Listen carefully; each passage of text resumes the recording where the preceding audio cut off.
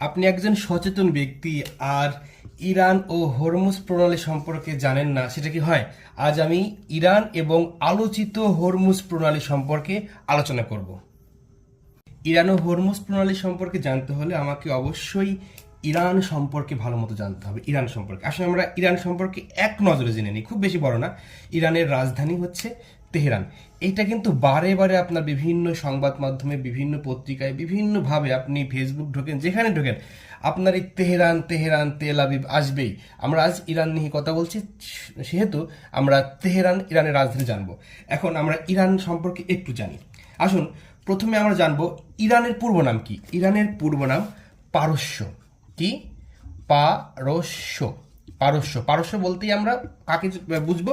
Iran সম্পর্কে। আচ্ছা, ইরানের ইসলামী বিপ্লব হয় কত সালে? আচ্ছা, এটা গুরুত্বপূর্ণ প্রশ্ন, কারণ ইরানের ইসলামী বিপ্লব হয় কত সালে? 1979 সালে। 1979 সালে।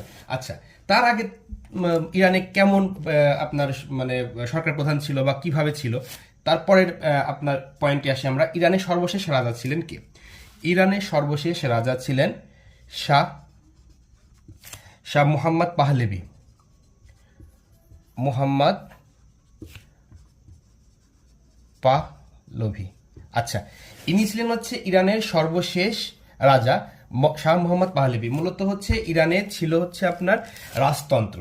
রাজতন্ত্র ছিল এবং সেটা 1979 সালে ইসলামিক রিভলিউশন হয়, যার মাধ্যমে রাজতন্ত্র বিলোপ ঘটে। আচ্ছা, রাজতন্ত্র বিলোপ ঘটার পরে প্রথম, যেহেতু ইসলামী বিপ্লব হয়, প্রথম ধর্মীয় নেতা কে হয়? প্রথম ধর্মীয় নেতা আয়াতুল্লাহ আয়াতুল্লাহ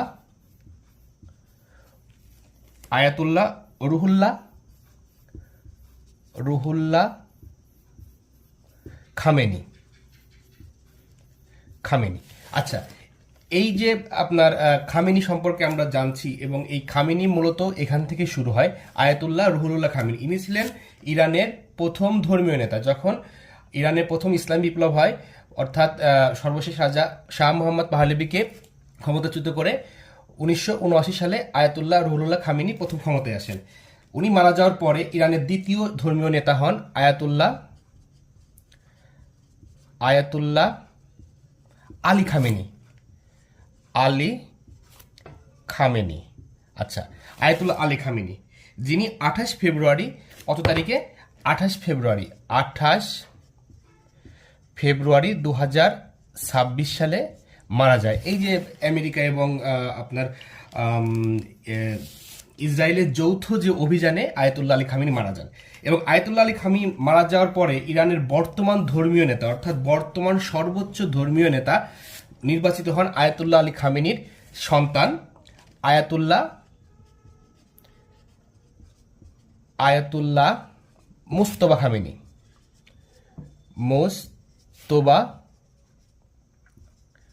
খামেনি।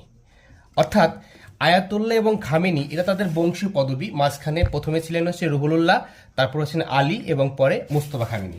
এটা হচ্ছে এখনকার বর্তমান ইরানের সর্বোচ্চ ধর্মীয় নেতাদের পদবী, এবং 3 জন বর্তমানে এসেছে 1979 সালের পর থেকে।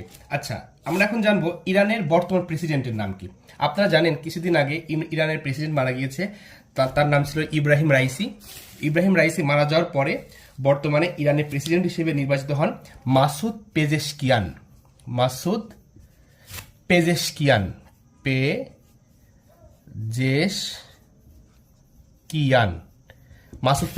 অর্থাৎ বর্তমান ইরানের প্রেসিডেন্ট মাসুদ পেজেশকিয়ান।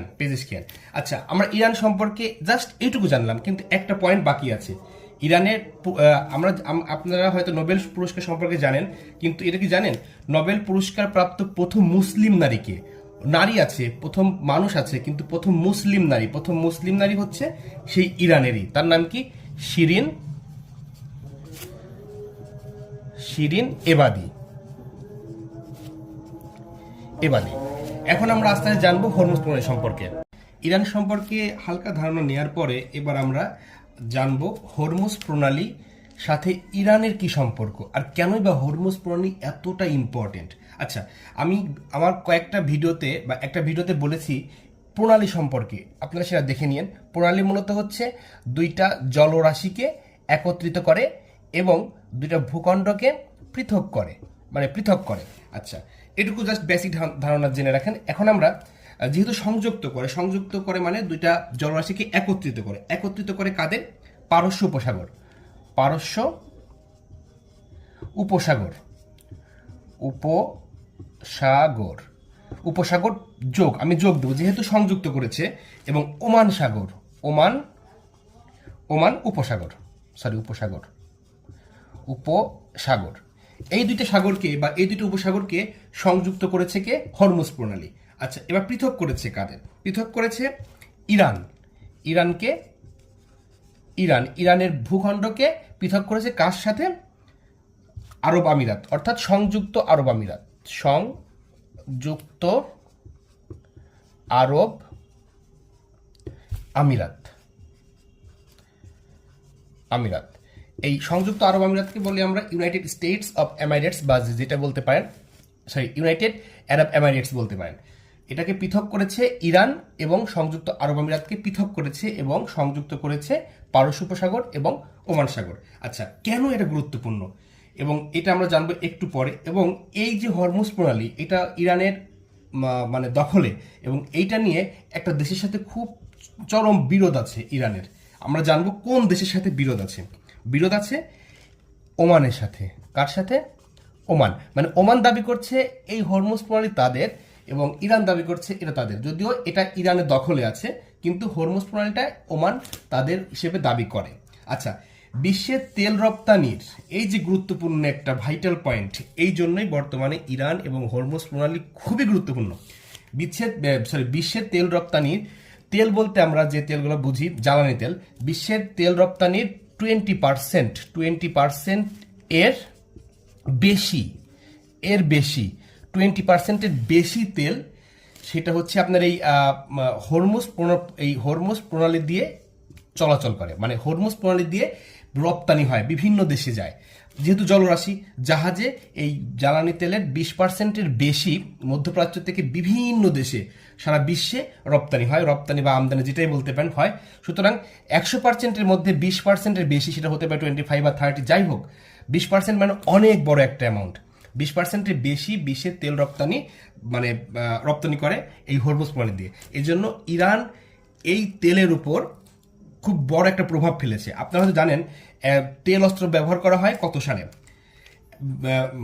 মধ্যপ্রাচ্যে একসময় প্রচুর পরিমাণে যুদ্ধ বিগ্রহ শুরু হয়, তখন ইরান মধ্যপ্রাচ্যে তেল অস্ত্র ব্যবহার করে। আমি এখানে লিখছি তেল অস্ত্র। কমেন্টে জানাবেন তেল অস্ত্র কত সালে প্রথম ইরান বা মধ্যপ্রাচ্যের যারা তেল রপ্তানি করে তারা প্রথম তেল অস্ত্র মানে আপনার অ্যাপ্লাই করে, এটা আমাকে জানাবেন কমেন্টে। এবং এই বিষয়ে যদি কোনো ধরনের প্রশ্ন থাকে অবশ্যই কমেন্ট সেকশনে জানাবেন। পরবর্তী ভিডিওর জন্য লাইক, শেয়ার এবং আমাদের সাথেই থাকুন। ধন্যবাদ সবাইকে।